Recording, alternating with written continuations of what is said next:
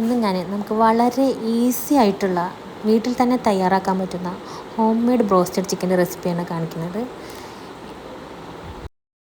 ഇത് 1-2 തവണയല്ല കേട്ടോ, ഒരു 100 തവണ അതിന് മേലെങ്കിലും ഞാനിത് ചെയ്തിട്ടുണ്ടാവും. എൻ്റെ മൂത്ത മോൻ പാർത്തുട്ടിന് അത്രയ്ക്ക് ഇഷ്ടമുള്ള ഒരു റെസിപ്പിയാണിത്.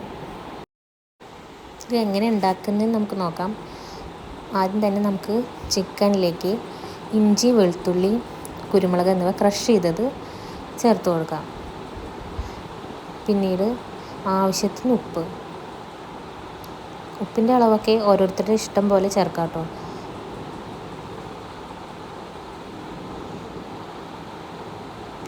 പിന്നെ ഇപ്പം ഞാൻ കാണിച്ചത് വിനിഗറാണ്, അത് ഒരു 1-2 ടീസ്പൂൺ ചേർക്കാം. ഞാൻ ഇന്ന് ചിക്കൻ വാങ്ങിയാലും കുറച്ച് ചിക്കൻ ഉണ്ടെങ്കിലും ഞാൻ മാറ്റി വയ്ക്കും. എന്നിട്ട് മക്കൾക്ക് ഇഷ്ടപ്പെട്ട എന്താണോ അത് ഉണ്ടാക്കി കൊടുക്കും. അതിലേറ്റവും പ്രിയപ്പെട്ടത് ഈ ബ്രോസ്റ്റഡ് ചിക്കൻ തന്നെയാണ്. ഇനി നമുക്കിത് മിക്സ് ചെയ്യാം. ഇത് മാരിനേറ്റ് ചെയ്ത് കുറേ നേരം വെക്കണമെന്നൊന്നുമില്ല കേട്ടോ, അപ്പോൾ തന്നെ നമുക്ക് ഇൻസ്റ്റൻ്റായിട്ട് ഉണ്ടാക്കിയെടുക്കാം. ഇതിനായിട്ട് ഒരു ഡ്രൈ ഇൻഗ്രീഡിയൻസ് കൂടി വേണം. അതിനായിട്ട് ഞാൻ കുറച്ച് മൈദ, അതേ അളവിൽ തന്നെ കോൺഫ്ലോർ, പിന്നെ 1 table spoon Kashmiri chilli powder, അത് ആ ബ്രോസ്റ്റഡിന് ഒരു കളർ കിട്ടാൻ വേണ്ടിയിട്ടാണ്. പിന്നെ കുറച്ച് ഉപ്പ്. ഇനി അപ്പുറത്ത് സ്റ്റൗവിൽ നമുക്ക് പാൻ ചൂടാക്കി സൺഫ്ലവർ ഓയിൽ ഒഴിക്കാം.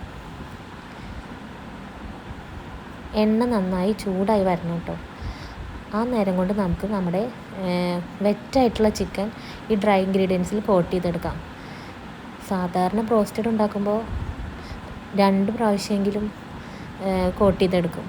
ഇതിൽ അതിൻ്റെ ആവശ്യമില്ല, നമുക്കൊരൊറ്റ കോട്ടിങ് മാത്രം മതി. അതുകൊണ്ടാണ് ഞാൻ പറഞ്ഞത് ഇത് ഇൻസ്റ്റൻ്റായിട്ട് നമുക്ക് പെട്ടെന്ന് ഈസി ആയിട്ട് ഉണ്ടാക്കാൻ പറ്റുന്ന ഒരു ചിക്കൻ റെസിപ്പിയാണിത്.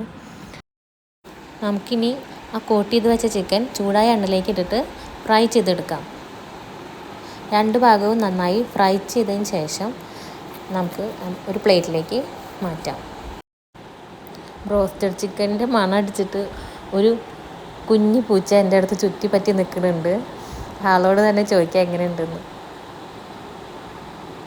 എങ്ങനെയുണ്ട്? സൂപ്പറായിട്ടുണ്ട്.